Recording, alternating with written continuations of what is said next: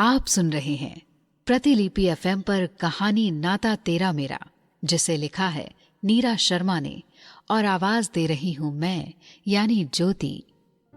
विक्रम घर के अंदर आया तो सामने माँ की तस्वीर के पास ही अपने पापा को उनकी दूसरी बीवी बच्चे के साथ खड़ा देखा।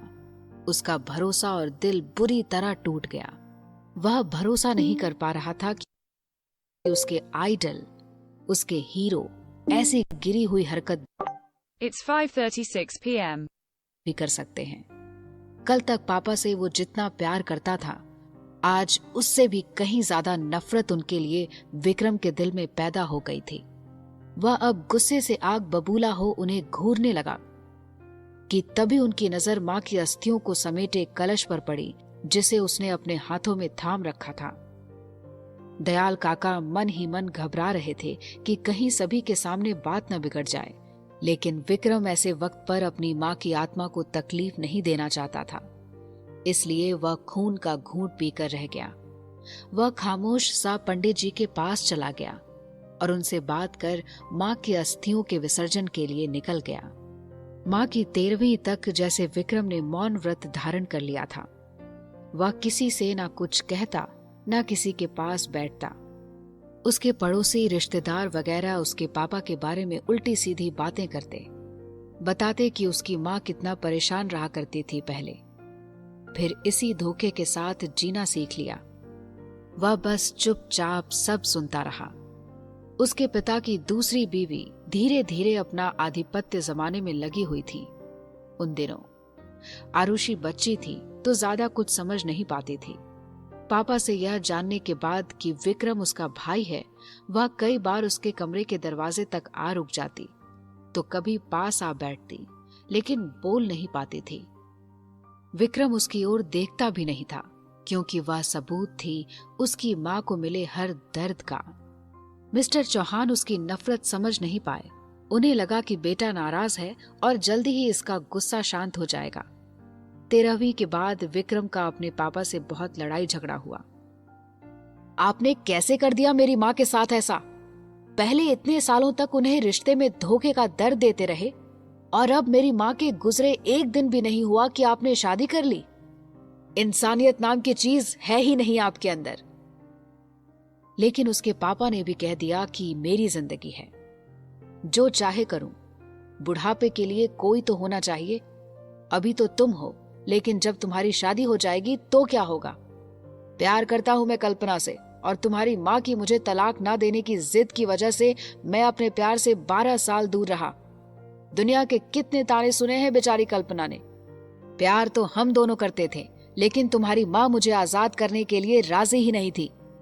तुम नहीं समझोगे मेरा दर्द, लेकिन जब कभी तुम्हें प्यार होगा तब समझ आएगा। विक्रम कहता है, जिसे आप प्यार कह रहे हैं ना, वो खुद गर्जी है। धोखा आपने दिया माँ को, जो इस औरत को बीच में लाए। शादी हुई थी मेरी माँ की आपसे, और आपने सारी कस्में तोड़ दी। इस औरत ने हमारे परिवार को तोड़ा है, और ऐसी औरतों को समाज में कभी इज्जत नहीं मिलती। मेरी माँ जैसी अच्छी लाइफ पार्टनर आपको कभी नहीं मिल सकती। शादी करनी ही थी तो कम से कम मेरी माँ की 13वीं तक तो रुक सकते थे। विक्रम ने गुस्से से उनकी दूसरी पत्नी कल्पना को घूरा। आपको भी शर्म नहीं आई होगी ना, जो मुंह उठाकर चली आई? औरत होकर भी इतनी इनसेंसिटिव कैसे हो सकती हैं आप? अच्छा घर क्या दिखा तो बस सब कुछ भूल बैठी। मिस्टर चौहान, कहीं ऐसा तो नहीं कि इस औरत को अपनी जिंदगी में लाने के लिए ही आपने मेरी माँ को मार दिया हो? इतना सुनना था कि पापा ने उसे सभी के सामने थप्पड़ मार दिया। तमीज से बात करो, मैं बाप हूं तुम्हारा और ये माँ है तुम्हारी। कोई माँ नहीं है मेरी ये। मेरा इस औरत के साथ कोई रिश्ता नहीं है, और ना ही आपके साथ। विक्रम गुस्से से पलटकर जैसे ही कमरे में जाने को हुआ कि एक और खड़ी आयुषी पर उसकी नजर पड़ी। इस वक्त विक्रम के दिलो दिमाग में इतना गुस्सा था कि उसकी मासूम सी सूरत में भी उसे अपना दुश्मन नजर आ रहा था। विक्रम उसे गुस्से से घूरते हुए वहां से चला गया। उसने अपना पहले से ही पैक किया हुआ बैग उठाया और माँ की तस्वीर ले वहां से निकल लुधियाना आ गया। दयाल काका ने उसके साथ ही घर छोड़ दिया। तब से सब कुछ बदल गया था। विक्रम के दिल में अगर कुछ था तो बस नफरत, गुस्सा। वह ना किसी से मिलता जुलता था और ना ही किसी से बात करता था। काका ने बहुत कोशिश की उसे पहले जैसा बनाने की, पर कामयाब नहीं हो सके। वो विक्रम जो कल तक शराब को छूता तक नहीं था, अब रात भर शराब में डूबा रहता। कहता था कि शराब नहीं पीऊंगा तो रात भर सो नहीं पाऊंगा। वह मन ही मन खुद को कोसता रहता कि क्यों मां ने उससे सच छिपाया, क्यों वह उनकी तकलीफ समझ नहीं पाया। 1 साल बाद काका भागते हुए विक्रम के पास आए। विक्रम, विक्रम, तुमने सुना? क्या हुआ है? विक्रम ने उसकी तरफ देखा। क्या हुआ? काका ने बोला, बड़े साहब की नई बीवी भाग गई है और अपने साथ साथ घर के कई सारे जेवर और नकदी भी ले गई है।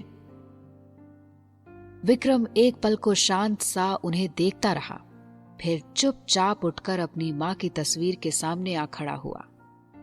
काका कुछ समझ पाते कि वह जोर से हंस पड़ा और मां की तस्वीर से बोलने लगा, आपको धोखा देते देते आपके पति यही भूल गए जिस गड्ढे को वो आपके लिए खोदते आए। देखो, वह खुद भी आज उसमें गिर गए। जैसे उन्होंने आपको धोखा दिया, वैसे ही उनकी प्यारी बीवी ने उन्हें धोखा दे दिया। सब कुछ लेकर रफू चक्कर हो गई। उसने अपना असली रंग दिखा ही दिया। दयाल काका कहते हैं, लेकिन आरुषि को यहीं छोड़ गई हैं। विक्रम कहता है, ऐसे लालची लोगों के लिए रिश्ते कोई मायने नहीं रखते। वो लड़की तो बस उनके लिए शायद एक जरिया थी। आज बड़ा सुकून पहुंचा है मुझे। काश मैं वहां होता तो अपनी आंखों से मिस्टर राजेंद्र चौहान की हारी हुई शक्ल देख पाता। दयाल काका उसे चुपचाप देखते रहे। 1 साल बाद विक्रम जो खुश होकर हंस रहा था, आज उसे सुकून भी आया तो किस बात पर।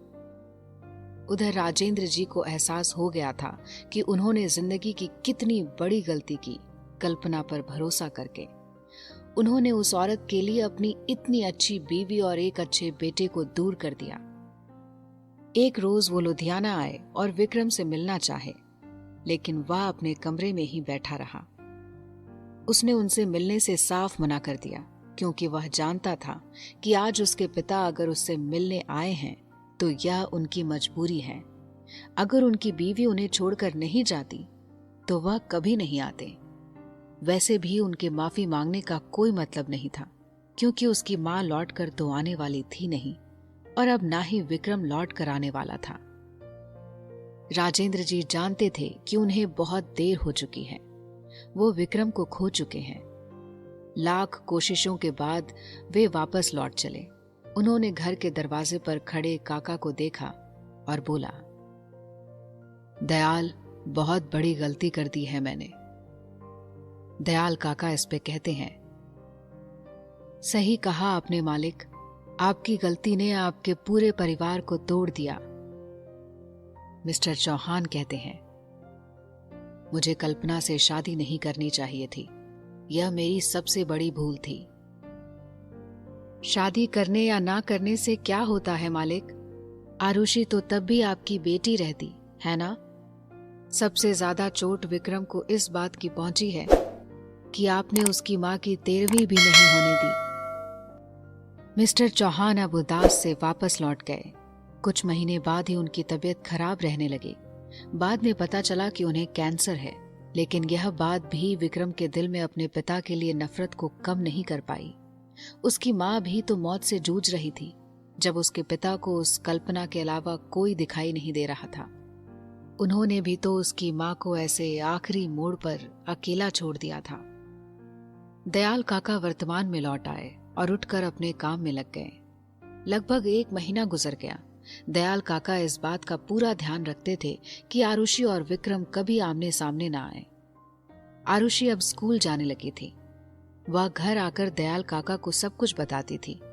एक रोज आरुषि ने आकर बताया कि स्कूल में पीटीएम है, यानी पेरेंट्स टीचर मीटिंग, और उसमें बच्चों के पेरेंट्स को बुलाया जाएगा। उसके पेरेंट्स तो है नहीं और विक्रम उसका भाई है, लेकिन वह जाएगा नहीं। दयाल काका ने रात को विक्रम से कहा, आरुषि के स्कूल में पीटीएम है तो। विक्रम बेरुखी से बोला, तो क्या, आपको तो पता ही है ना कि आपकी बेटी अनाथ है। लेकिन उसका भाई भी तो है। विक्रम गुस्से से तिलमिला उठा। फिर शुरू हो गए। मैं बस सच बता रहा हूं विक्रम, और सच यही है कि तुम्हारे और आरुषि दोनों की रगों में राजेंद्र चौहान का खून दौड़ रहा है। इस बात को ना तुम ठुकरा सकते हो, ना ही कोई और। नहीं मानता मैं इस रिश्ते को, और ना ही राजेंद्र चौहान को पापा मानता हूं। इसलिए मुझसे बहस करने से आपको कुछ भी नहीं मिलेगा। और आपको इतना ही तरस आ रहा है उस लड़की पर, तो आप खुद ही चले जाइए ना। दयाल काका कहते हैं, इतना पढ़ा लिखा कहाँ हूं छोटे मालिक, अगर होता तो जरूर चला जाता। अपनी जिम्मेदारियों से मुंह नहीं चुराता। विक्रम ने उन्हें गुस्से से देखा कि तभी उसकी कॉल आ गई। कमरे से बाहर